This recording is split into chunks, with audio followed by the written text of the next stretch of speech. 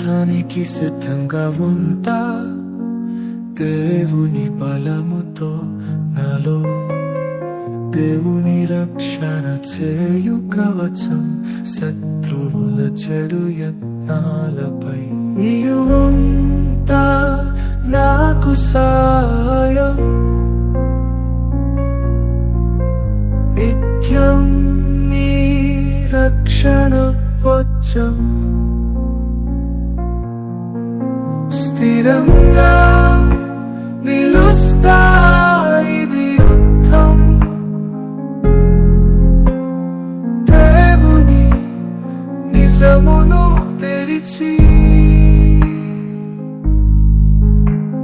అనంతమైన శాంతి నాకిచ్చు.